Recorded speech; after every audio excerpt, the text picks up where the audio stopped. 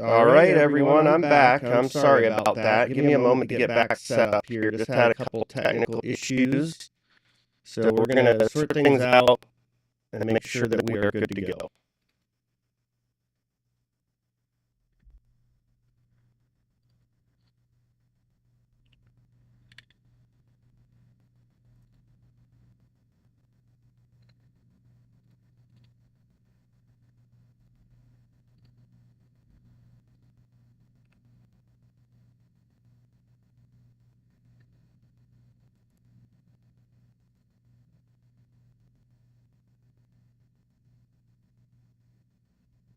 Alrighty.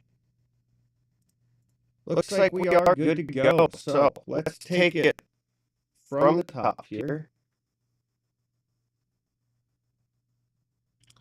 And we're just going to go right into Bookmap.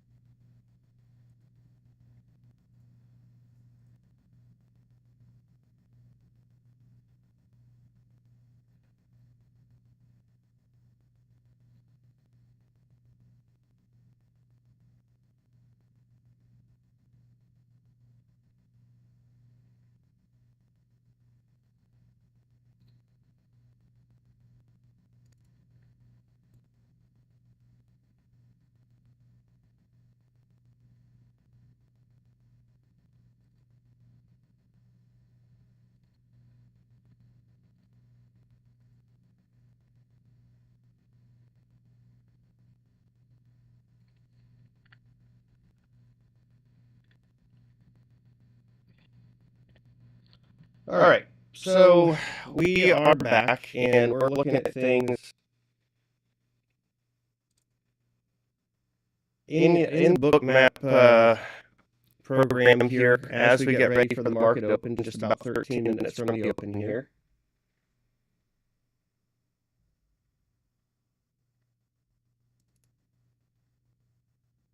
We had gold building permits data come in earlier, just a little stronger than expected on that theme of surprisingly strong economic data.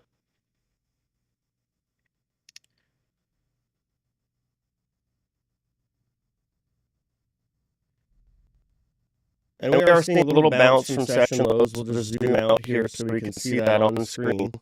You can see that put wall offering a little bit of support pre-market.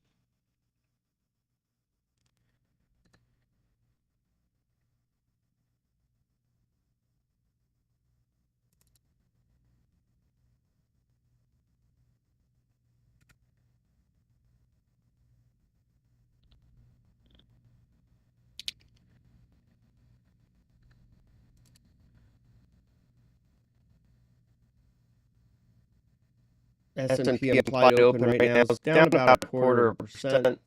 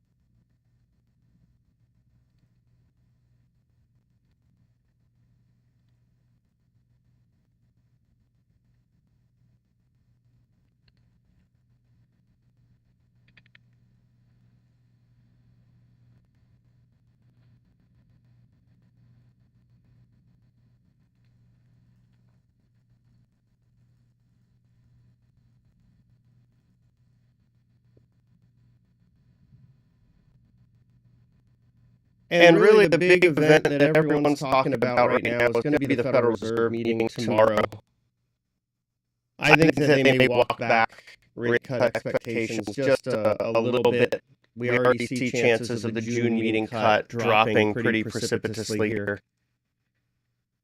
Now less than 50%. And I think that's the story of 2024 in terms of monetary policy, is just that we haven't had the reality has been a lot different than what the market was pricing in. So going into this year, pricing in 5 to 6 cuts. Now the market's pricing in 3. They're pushing off June. And it seems less and less likely, given the kind of backdrop we have with data, that this is going to be a year where the Fed cuts generously. Unless there's something big that breaks, and we do see some signs underneath the surface in the labor market that things are not great. But unless we see some signs that things are really breaking in the financial system or economy, I don't think we're going to get 100 bips of cuts. I think 50 to 75 bips is probably more likely, and that's one of the reasons we're seeing some of that pressure pushing rates higher and tightening financial conditions over the last several weeks. So pre-market here, we're in a little bit of that repricing mode in equities. I think that's kind of the theme. I think we'll see a bit of hedging flows today as well. Ahead of the Fed, you typically have a bit of volatility hedging a day or two before.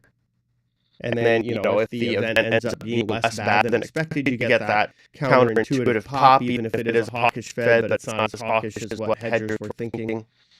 So it's something to think about as we get into the trading day today. Some of those hedging flows, particularly first and last hour of the day, could be more pronounced ahead of the Fed.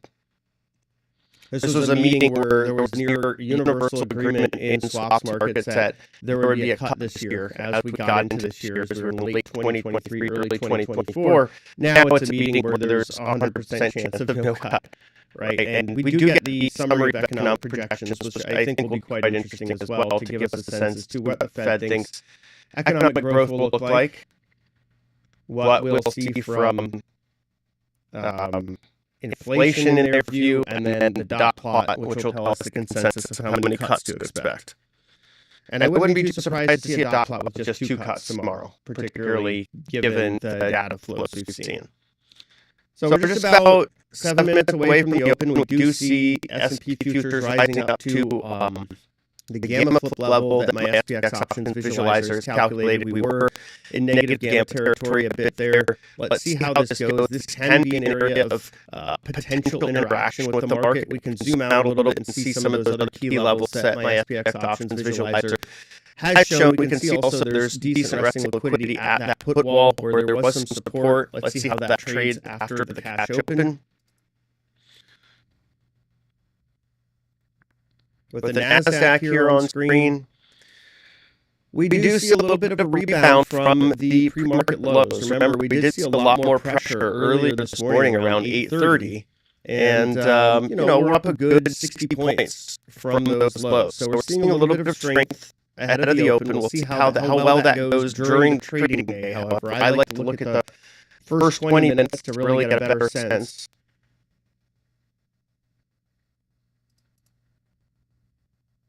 And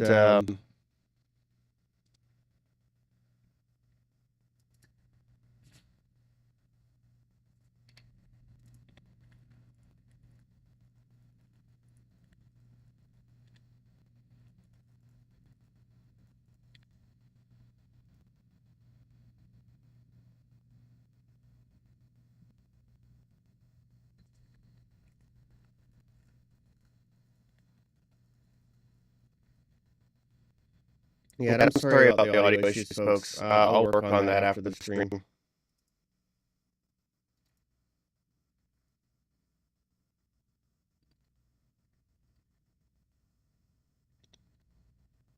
That's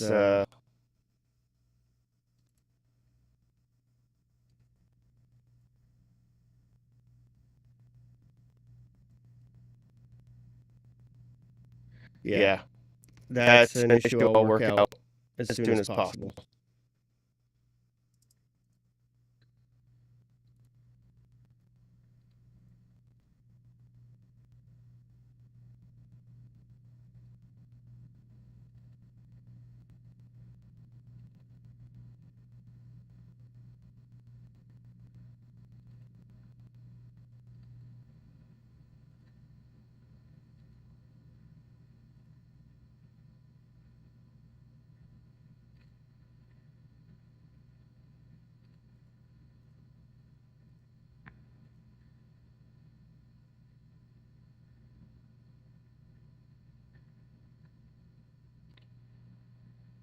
All right.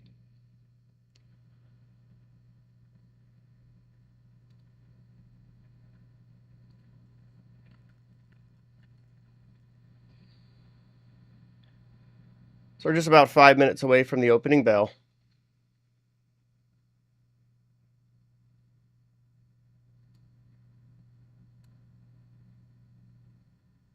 And I think I solved that echo issue. My apologies for that. I did not realize that OBS decided to play around with my audio settings without my permission.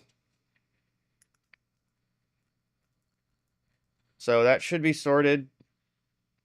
And we'll just kind of take things from here. And I got some reconfiguration to do on that. I did some updates. My NVIDIA drivers, I think, got a little fussy. And when you're playing on Linux, you know, and you're dealing with flat packs and all that, I'll save you the technical details. But there was some mismatching on the back end, which caused me to redo parts of my install. And so here we are.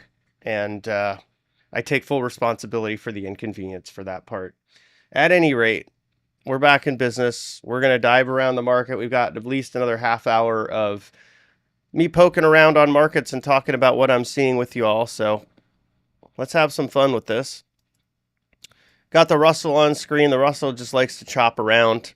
It's really trying to figure out what it wants to do today. I think it's going to have a lot to do with rates. As we get closer to the market open here, we'll be paying attention to what's going on in some of these more rate sensitive areas. You know, we've got the 2s that we like to watch and the 10s. We do see a bit of rate relief happening in the 2s here. That bid off the point of control, providing just a little bit of a drop on short end rates. You've got a similar, although less exciting move in the 10s as well. There was a lot of absorption of sellers down there that led to a decent spike. Let's take a look at crude. Crude at 83. Can you believe it? Jeez, this thing has really been running. I've been talking about crude for, well, a lot of this year because I felt like it had room to run. There's this key pivot of 76. 76 was the level that I thought was a line in the sand between sellers and buyers. And once we broke above it, I was looking for mid 80s. And we're seeing that play out. And as I've been saying, I'm quite excited about energy stocks as well. I've been researching different companies in the energy industry. There's just a lot of charts that look like they're kind of primed for a bigger move. And so energy has been an area where I've been really interested in expressing long trades, you know, mostly in the stocks, not as much in the commodity, because I feel like the stocks have more upside potential, and they also have been showing relative strength versus the price of oil for such a long time that for me, that's telling me there's smart money going in. I also see hedge funds dumping energy and just going long, bonkers long tech. And I'm a bit of a contrarian. When I see areas of the market getting real crowded, I'm less likely to want to be extremely long there. I still have long tech exposure, particularly in areas of cybersecurity, where there's been some opportunities, some of which I've been sharing on Traderade, some of the areas that I like. But suffice it to say, I'd really rather be in the less crowded parts of the market. And I do think we're seeing signs that inflation's picking up. We see that in the price of oil. So there are reasons to look at some of these companies that could be beneficiaries of that reacceleration environment, right? Especially if we see central banks starting to cut and firming up demand in an environment where there isn't enough supply of some of these things. So oil, I continue to like here. On an intraday basis, it's still enjoying positive momentum, as we can see. Let's take a look at gold. Gold has been settling. It did have quite an impressive run. It made new all-time highs. We saw lots and lots and lots of inflows into gold funds, into gold ETFs, into gold miners, into silver, call exposure, ETF buying. Both of those were really, surging over the last several weeks. And we're starting to see that sort of catch-up flow, right? That catch-up flow being folks that missed out that don't want to stay on the sidelines anymore. So now they're buying as gold has been surging. And, make of that what you will. I think that it usually makes for an opportunity for a consolidation or a correction in time or price or both. So for gold, I'm still constructive. But I think that rising rates on the long end is something to be cautious of, and Fed weeks tend to be bad for gold. Now, the market's opening, as I've been rambling here, so we're going to go back to the S&P and just watch this open play out, and we'll zoom in a little bit more on the microstructure here.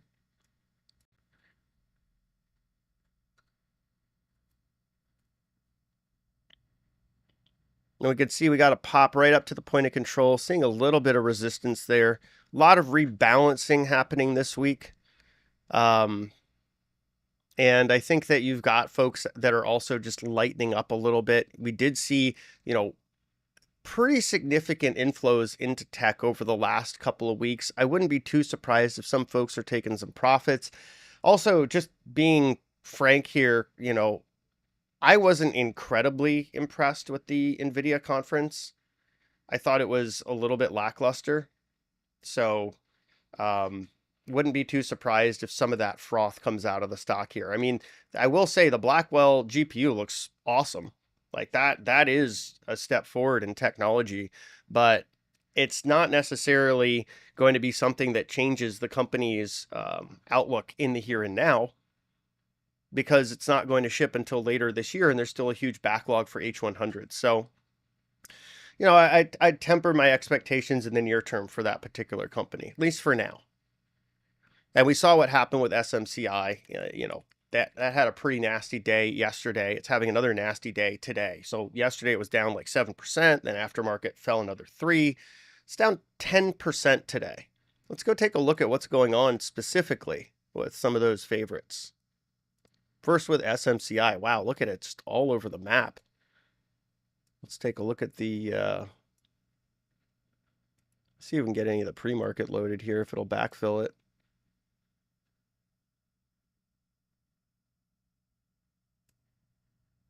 Yep, so pretty choppy trade overall in SMCI. Starting to get a bid off the open here. We do see some resting liquidity really on either side. This one tends to be a pretty liquid trader, a lot of interest in it. And it's popping off those pre-market lows. I mean, this thing was down another $20 earlier. It's not having a great day. Met a pretty choppy open for this one.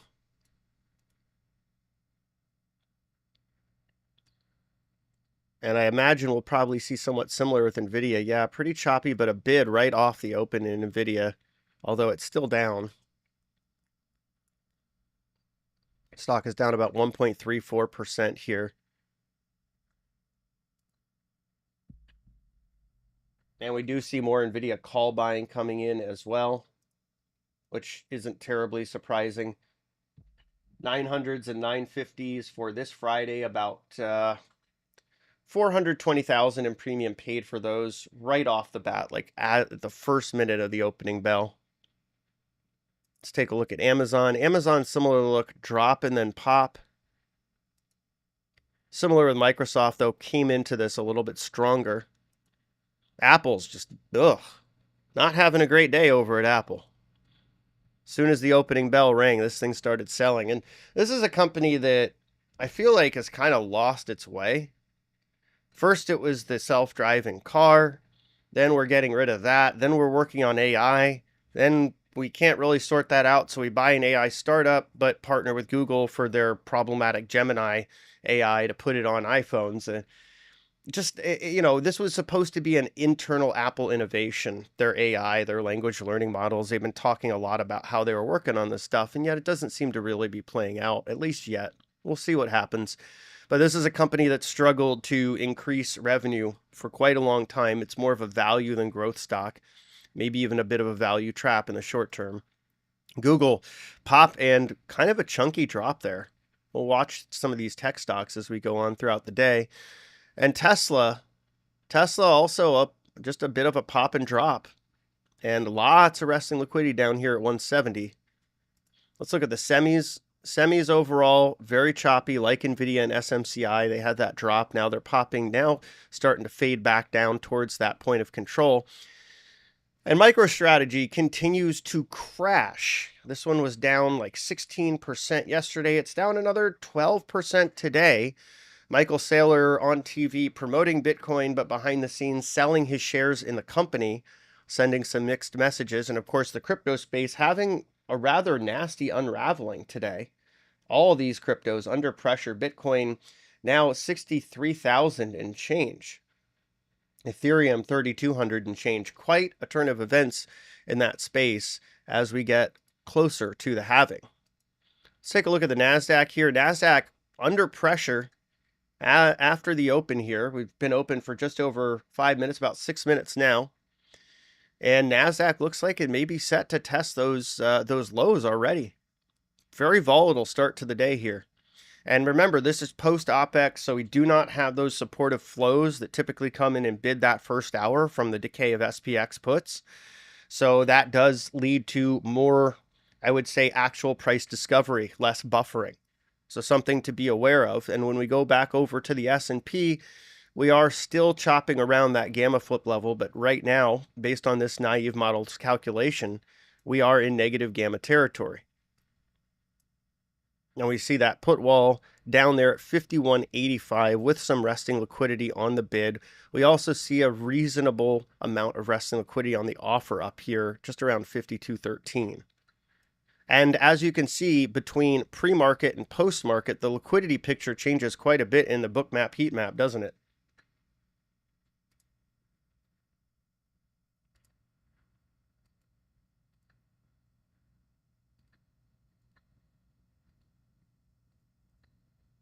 And that's one of the things to be aware of too. When you're trading pre-market, you are not trading against a liquid order book. You're trading against an order book that can be prone to slippage, particularly in single stocks, but to some extent the futures as well. So it's just a matter of being a bit more careful. If you get any kind of event vol catalyst, that can really add to the sort of choppiness that you see. Like if you have CPI, you can, you remember how that type of trade tends to go, right? You get like all the liquidity just disappears. The event happens, the data is released, and we just chop all over the map for a bit until the market figures out what it wants to do. Trading those events is a lot like a coin toss. Unless you have some kind of edge or insider info, most people don't necessarily do well on those consistently. And, to do well in trading consistently, you have to know why you're trading. What is your setup? What is your strategy? Going into CPI or another event volatility catalyst blind can be problematic. I use that as foreshadowing because tomorrow's the Fed. I know people have strong opinions one way or the other about what's going to happen, but does anyone know with any certainty outside of the people at the Fed and maybe some of the privileged few that are in their circle? Not really. So what's the use of putting on a very high conviction trade ahead of what may be a very volatile event? For me, I'd rather wait, see how the market reacts, parse the data, and get a sense as to whether or not there's an opportunity. I think in the world of trading, we're best served by being patient and not taking every single trade that our impulses tell us to take, and instead really having setups. So we are making new lows in the S&P futures here. NASDAQ futures clearly making pretty nasty new lows.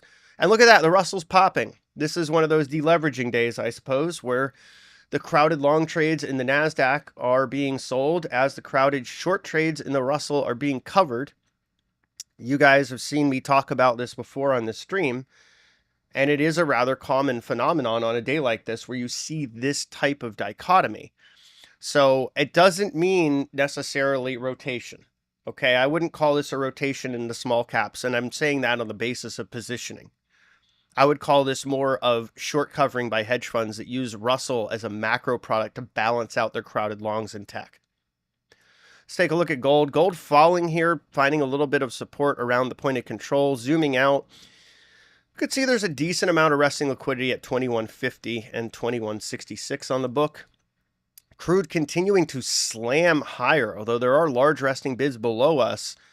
This really does look like it's got more momentum. You can see that conviction increasing, these larger positive delta bubbles showing that buyers are really taking control so far. 2-year futures starting to roll over just a little bit after that nice move.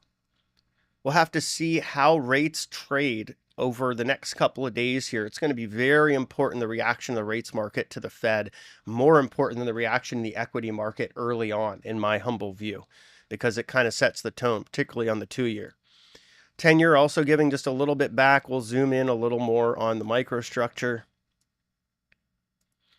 And euro, let's see how the euro fared. I haven't really watched it this morning. So a bit of a pop, but overall overnight, this thing was dropping. This is probably going to move quite a bit tomorrow if we get anything outside of what the market expects from the Fed. The euro is 70% of the US dollar index weighting, so it does matter quite a bit. You can take a look at the yen too. We got very interesting news from the Bank of Japan last night, and I felt like the overall situation was not what the market was really 100% expecting. This idea that they're going to raise out of negative interest rate policy and go into basically zero, but possibly positive interest rate policy. They have a range of 0 to 0.10. And they also said they were going to stop buying ETFs. And the Bank of Japan has pretty much become the Japanese ETF market. So that was interesting. They said they're going to slow down corporate purchases. They're going to scrap any remnants of the yield curve control program. So this was like a pretty significant pivot. My partner Aisha wrote extensively about this on MacroVisor. So it's something to check out if you're more interested in what's happening over by the Bank of Japan. Counterintuitively, you got the yen down 1% today. The Nikkei was bid up about 0.5% last night. Not exactly what people would have expected on that initial move, but also there were folks setting up into this. There were people getting long into the yen ahead of it. So it became a bit of a sell the news event. And cocoa tempting new all-time highs this morning. We can't have a day where we don't talk about cocoa. It's now trading at 83.83, up 2.58%. Not quite taking out yesterday's high, but could be setting up for closing basis all-time highs. We'll see how that goes over there. Let's take a look at some of the popular stocks. NVIDIA now just dropping. It had that drop, the pop. Now we're taking out those lows, and we have a large resting bid at 850 on NVIDIA. And we are starting to see in the unusual options activity scanner more activity on puts than calls. Not by much, but just a little bit. And we'll be paying attention to that because of how decisive options can be for price discovery in these markets. SMCI also making new lows, just bouncing gently off those lows. And Meta stair-stepping down. This is a very clear downtrend microstructure in Meta. There was an attempt by buyers to absorb selling pressure earlier. It lasted for just a little while, but then we started to see lower highs, lower lows, and that has become the more dominant theme for this stock. So, tech overall not looking so great today. Meta was one of the former leaders this year. Amazon stable, but just sort of very, very volatile trade. Microsoft, similar look to Meta in the sense that it does look like it's downwardly trending, maybe starting consolidation now. We do have a very large resting bid below us at 415. And Apple just continues to look pretty bad here. 173 seems to be an area to watch very closely to see if this large resting bid acts as support or if we just get pulled right under. There is another large resting bid around 172. A lot of this has to do with the way market makers are positioning themselves to hedge for some of the options flows that are happening in these stocks as well. And we're starting to see that negative, that put flow continue to exceed the flow of calls even more in those unusual options. And this is for puts in Tesla, SPY, Triple Q, Microsoft, TLT, NVIDIA, and some of these others, including Coinbase, which should surprise no one. Mara, Coinbase, MicroStrategy, all those Bitcoin peripheral stocks getting slammed today with crypto. Google also having a rather difficult day after yesterday's pop on the news that Apple would be partnering with them. Amid the AI conference from NVIDIA, there was a lot of excitement. Now we're seeing this turn the other way. And Tesla just shedding more. We got right through that 170 level, and we see resting liquidity building at 169 and 168. Let's go all the way back here. We can see now we're kind of stabilizing after making those new lows in the S&P, but overall markets have kind of a negative look here. Now we're not where we were overnight quite yet, but that is a key level to watch, right? Just around that put wall.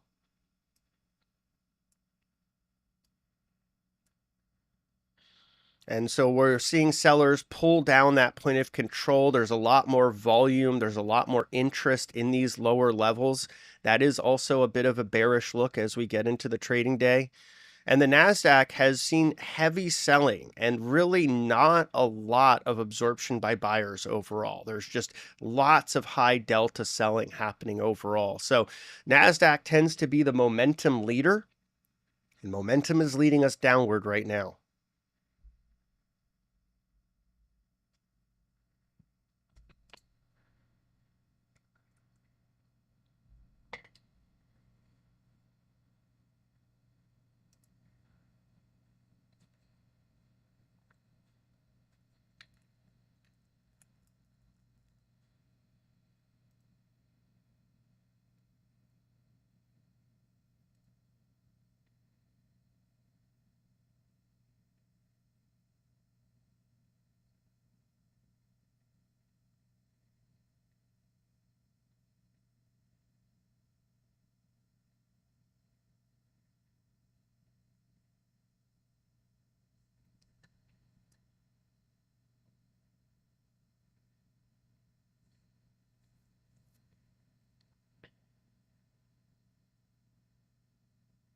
Let's take a quick look at oil, just pulling back a little bit, but we see interest building in this contract. And it's hard to get away from the fact that, I still feel like this year, if the Fed does cut, they're making a policy mistake. You can see it in the price of copper. You can see it in the price of oil. You can see it in some of these softs.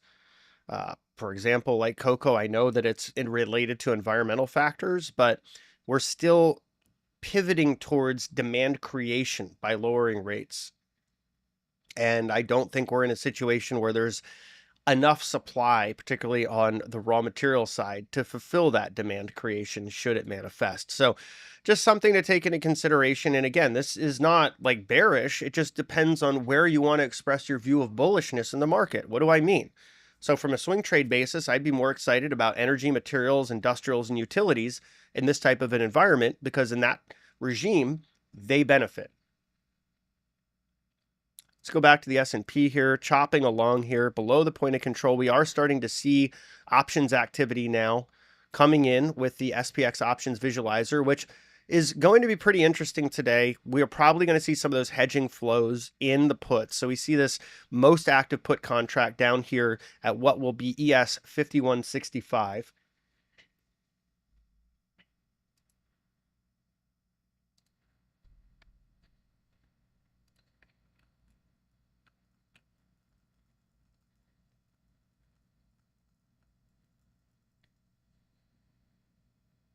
And we have the warm put, which is the second most active put contract, about 924 trading here, just around 5,200 ES. These are SPX options.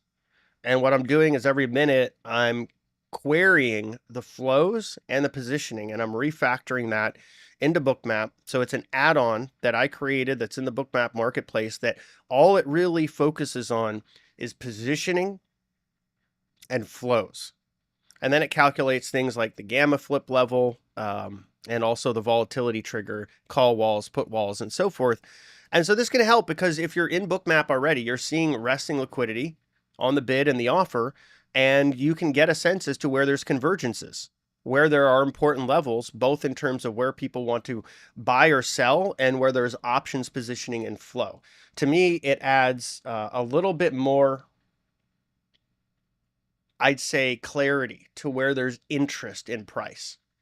There's no magical formula, but this is the closest thing, the combination of Bookmap and this SPX options visualizer to having some level of cheat codes for the market.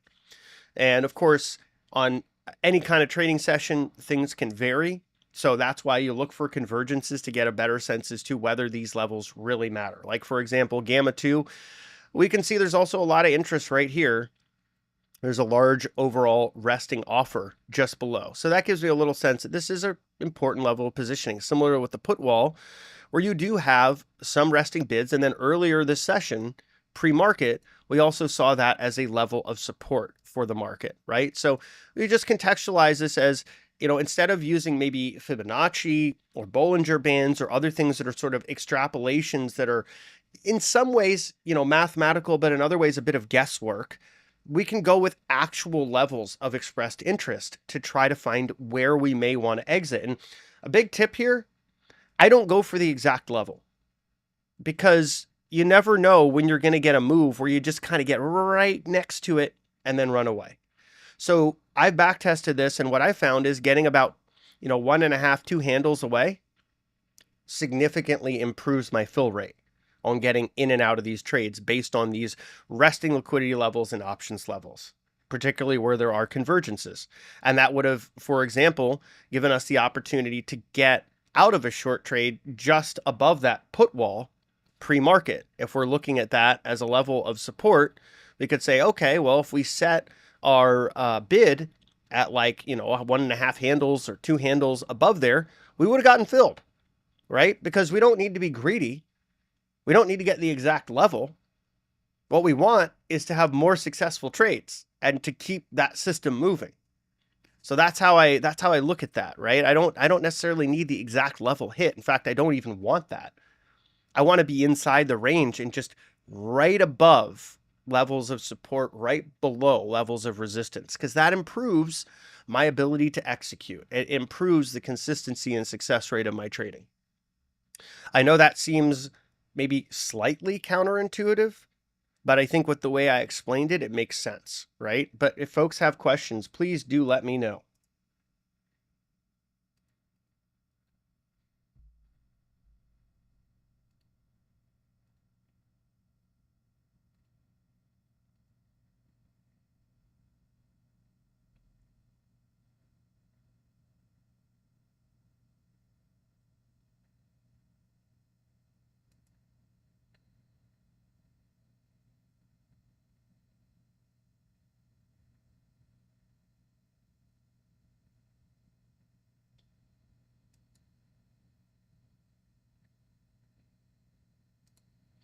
And seeing a little bit of a pop here in S&P.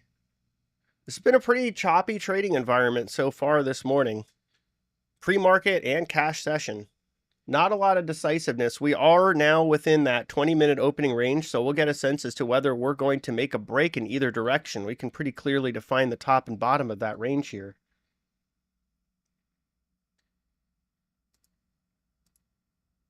And typically, I would be ending the stream in about 7 minutes, but because we got a bit of a late start due to some technical issues, I will be going on a bit longer.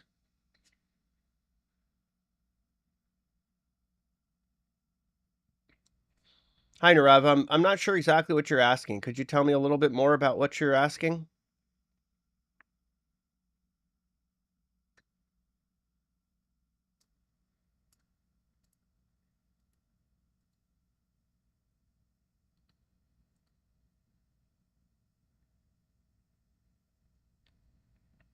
All right, let's take a look around here. NASDAQ also showing some recovery. You can see that conviction coming in with some of that higher delta buying, some real aggression off the lows.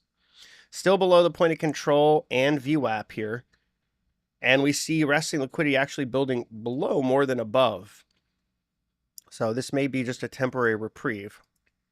Russell giving back some of those gains from earlier, but still above levels where it was pre-market, at least for the moment.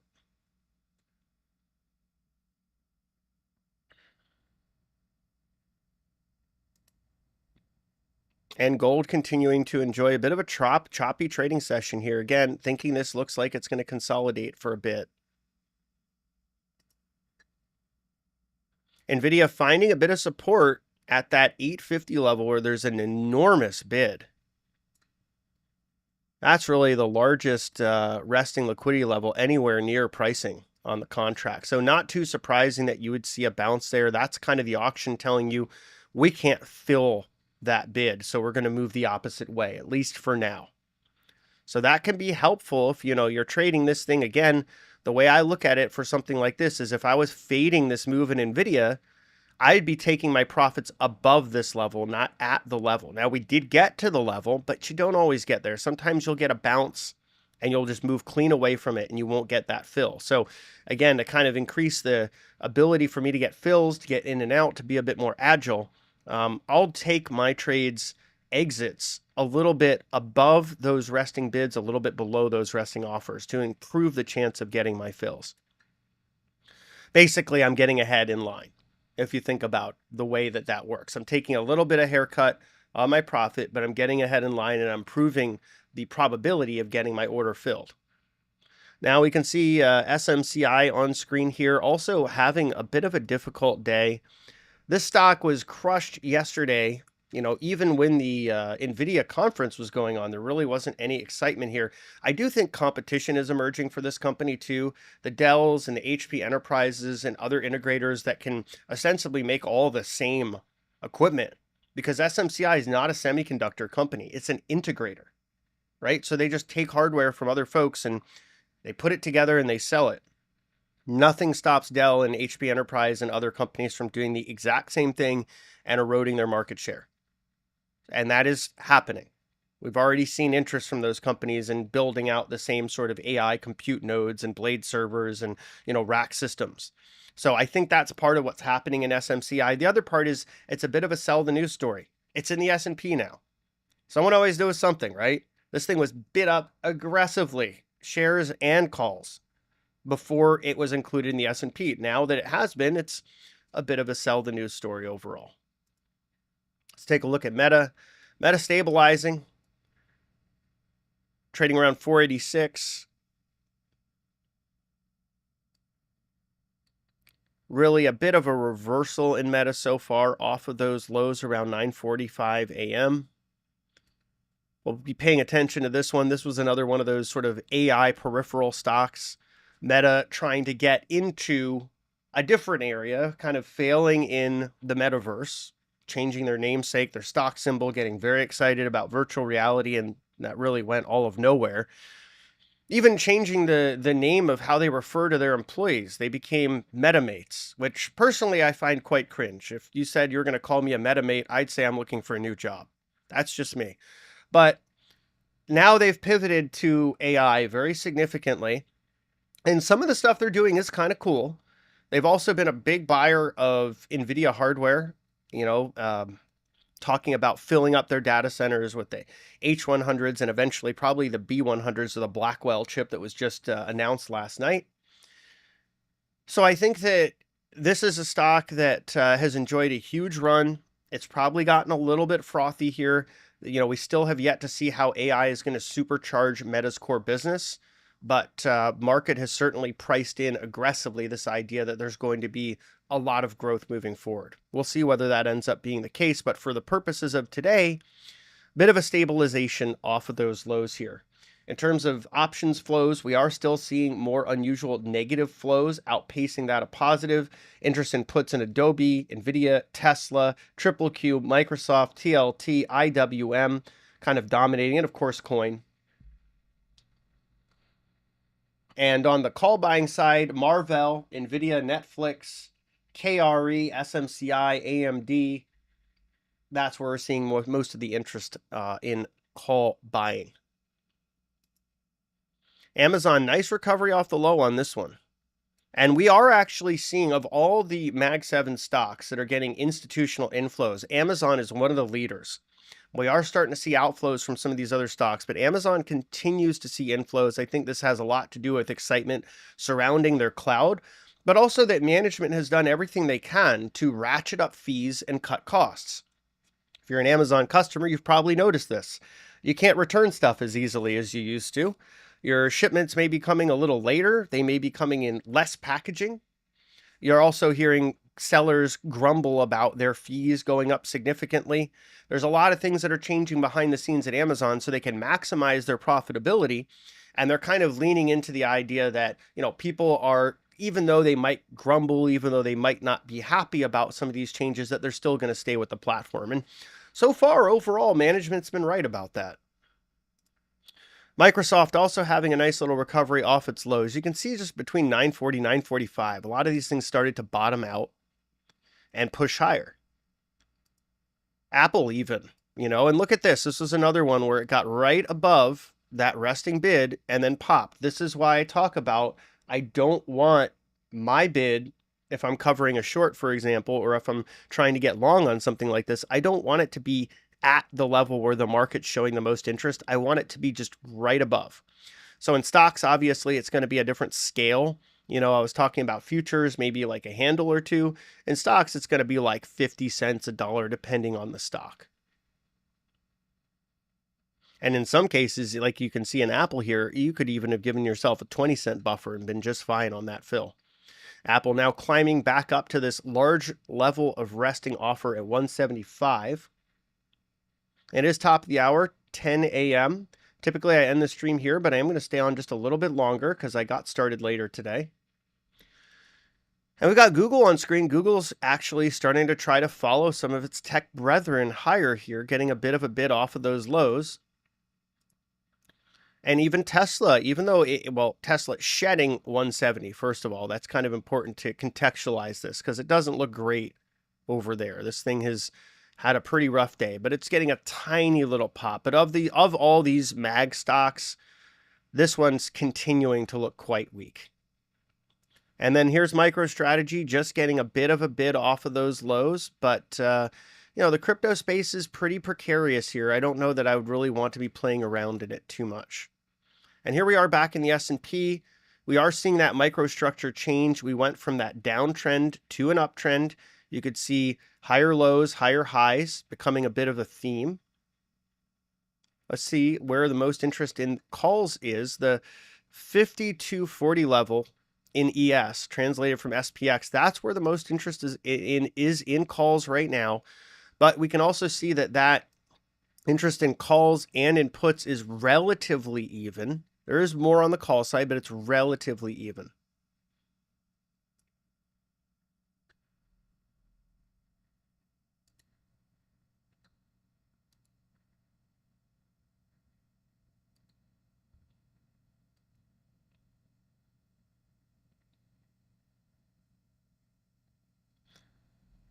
So I think, Nirav, you're talking about high-frequency algorithms used in the NASDAQ by institutional traders.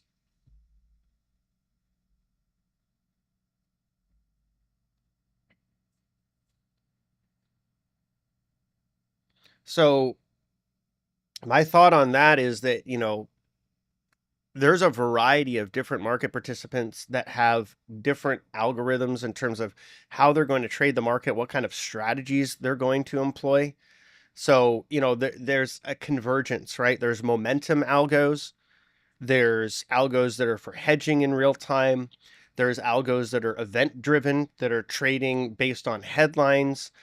There's algos that are trying to arbitrage differences in like triple Q and NQ or in a basket of stocks. So there's so many different algorithms that trade the NASDAQ. Is there a specific kind of algorithm that you're more interested in?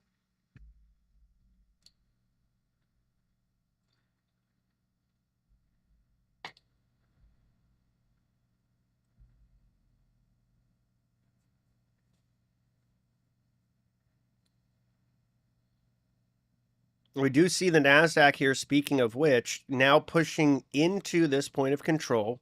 We do see some more aggression by buyers here. We'll zoom in a little bit on the microstructure just so we can see what all is going on here. How they operate? Okay.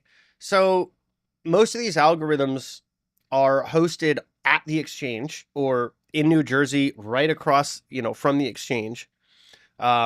Or in Chicago, right across from CME or in CME, depending on whether they're trading stocks or futures, and what they're trying to do is minimize latency, first of all. So their physical proximity is very, very close. So they're basically able to kind of front run everyone else. And there's a variety of different types of algos that work in those markets, right? So you've also got market maker algorithms that are hedging exposure in real time. Maybe they're, selling triple Q options and hedging that in the triple Q ETF or the NQ futures. So I would say that in terms of how they operate, they're automated trading. They have pre-coded entries and exits based on different parameters, different conditions. Like, for example, you might have a news-driven algo. and they weight different headlines on levels of positivity or levels of negativity. If you get a very heavy negative headline, they're inclined to sell futures positioning into that headline. Just like if you get a very positive headline, they're inclined to buy futures positioning into that headline. So those are sort of those event-driven algos.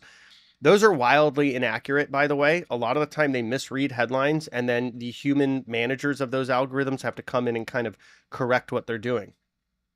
Other algos you have could be driven by, you know, momentum. Like, for example, now we're starting to see positive momentum coming into this market. If we look at the NASDAQ, we're going to zoom back out here and just look at this as a 20-minute, or like really, if we look at that 20-minute opening range, you know, we're starting to get a sense here that we have a really large range in the NASDAQ today. Some of those algos are going to look for a pierce above or below that opening range for a potential trend day to decide their positioning as well on an automated basis. So the biggest thing to understand about algos is they're a big part of this market. They're like 70-80% of volume exchanging in options. They're even higher. Like in SPX, it's like 90% of 0DTE flow is driven by algos. They're on the other side of a lot of trades, and that's one of the reasons it's important to kind of be aware that they can be a little erratic, particularly during days where there's not a lot of liquidity. So the biggest thing that I would say, you know, for folks that are trying to learn more about how these algos affect the market is to go around, look at some of the research that's out there. Like you can go to scholar.google.com. They have all kinds of academic papers. They talk more about high frequency trading. They talk more about algorithmic trading. I could do like a 2-hour presentation on this stuff, but it would have to be very, very contextually specific to what kind of algorithms we're talking about. So I hope that's at least helpful as a starting point.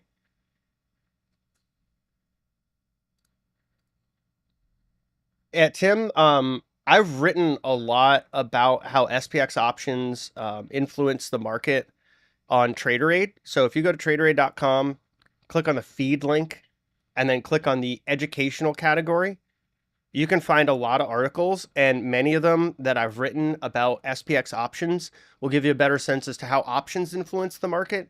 And then if you check out the link that Alois sent to you, that gives you a better, broader description. And then there's also a lot of resources, right? So if you buy the visualizer, or if you go to traderade.com and you look at the pinned post about the SPX options visualizer, if you scroll all the way down, you'll see in that pinned post on Traderade, and I'll just share it in the link in the chat room here on YouTube. If you check out that post, there's a bunch of resources that go into more detail about how this all ties together. So I'll share that link for you all in here. And just scroll all the way down to the bottom, and you can see the resources that I shared there as well. All right, so let's take a look at the S&P here. We're going to just zoom this in a bit. And, you know, if we're looking at this, whether we're looking at a 20-minute opening range or a 30-minute opening range, we really haven't gotten any sign of directionality here. You know, it's not a very big opening range for the S&P either. So we could have a bit of a chop fest today. That wouldn't be terribly surprising ahead of the Fed. I think some of these flows that we had earlier today were hedging flows. I was talking about that earlier on in the stream, that during that first hour, we'll probably see some hedging flows ahead of tomorrow.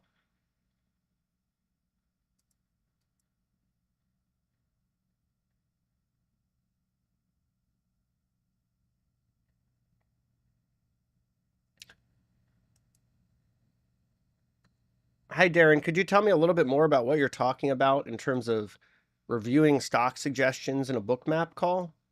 I mean, we can look at intraday liquidity, but in terms of like, you know, is it worth getting into a swing trade on one of these stocks? I'd probably want to zoom out a little bit more on a day-to-day and week-to-week chart.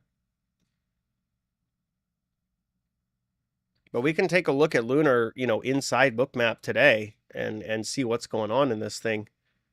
I'm just gonna take off MicroStrategy because I'm rocking 20 symbols inside Bookmap, so I got to take something out to put something in.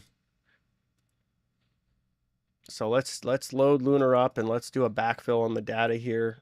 Let's say 2 hours, and let me just clean up the chart a little bit.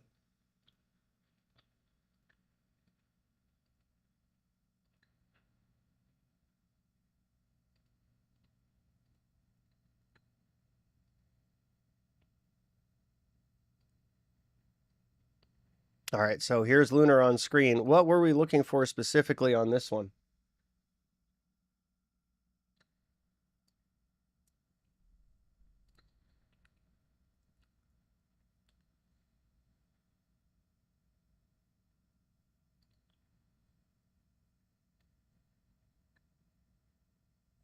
Gotcha.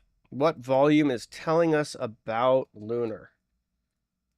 And okay, so this is Intuitive Machines. This is the company that recently landed a pod on the moon, and then it kind of flipped over, so wasn't the best. So it had this big pop and a drop after the excitement faded.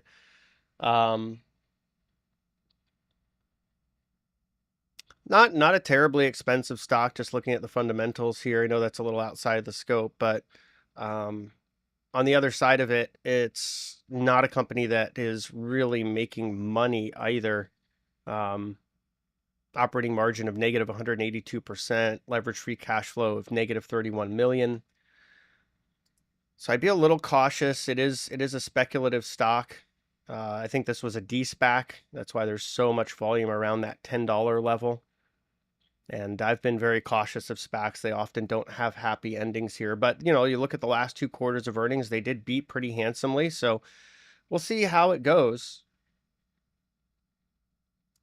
But yeah, for this stock, you know, I don't have a strong opinion on it. I have to admit, I have not been following it closely.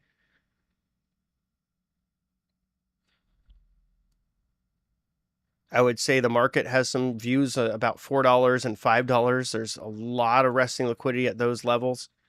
Not quite as much above us here, so not as much interest in higher prices until we get to what, about 725 or so.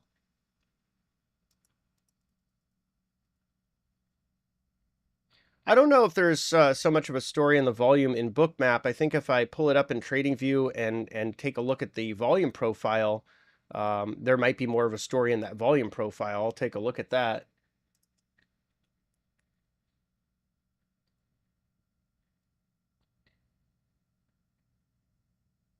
Yeah, so if I look at it in TradingView, and I'll just pop this on screen so everyone can see what I'm seeing, because, you know, that's the most helpful way to do it. Yeah, so you can see here, we're kind of stuck at the point of control. This is where auction participants, you know, you look at the market as kind of like a 3-way auction, excess demand, excess supply, and balance. You can see we're right at the area where there's the most interest in this stock. Okay, so what that's telling you is that this can kind of get stuck here for a while. This is the, you know, between like 630 all the way down to like $5. There's just a huge amount of interest. You could also see at the bottom of the value range, that's kind of where this bottomed out recently after that drawdown. So you could probably say, okay, there's a decent amount of support around 441. That was an area of low volume nodes. That was an area where the stock had to kind of make a decision. Was it going to be rebid? Was this going to be kind of a fake look below, or we were going to get back to this much lower volume node, right? Around $2 to $3. Well, market made its decision, at least at that point, push this thing higher up to the 20-day moving average, and we see resistance there. So I'd say the point of control and the 20-day moving average are your obstacles overhead. You need to see this thing make a major push. And really, and I know it seems like it's a long way away, but the biggest area of decision is going to be right around this this gap that happened here, right around like 829. If this thing's really going to break out in a big way, it has to climb above there and build acceptance or transact and consolidate above that level. So for right now, I'd say we're kind of stuck in a volume node. And to your earlier question, how do I see interest in higher prices? Because when we go into Bookmap and we look at resting liquidity, you can see offers, right? You can see these offers in the heat map on the current order book. And so that's where you see there's this interest in higher prices and lower prices based on these resting offers. So hopefully that's helpful to contextualize what's going on in Lunar. And this is why Bookmap can be helpful, because you can look at things on a longer time frame and you can zoom in and see what's happening in the present time. And, you know, when I'm zooming out, I'm looking at where people had transacted. When I'm zooming in, I'm looking in where they're interested in transacting. Right? So you can see those convergences and get a better feel for things. All right, folks, so I'm going to close out the stream. I really appreciate everyone tuning in. I hope that this was informative. To learn more about my work, feel free to visit Traderade.com. And we have a sale right now for 33% off your first month or quarter. Spring Swing is the coupon code. Spring Swing. You can find it pinned to the top of the Traderade account on Twitter. If you're interested in longer term investing, feel free to visit macrovisor.com, where macro meets momentum, and that creates opportunity. And then finally, if you're interested in Bookmap, you can get up to 40% off by visiting traderade.com/bookmap. That's traderade.com/bookmap. Scroll down to the specials. And finally, check out traderade.com/SPX if you're interested in the SPX options visualizer. Thanks everyone for tuning in. I'll catch you next week, Tuesday at 9 a.m.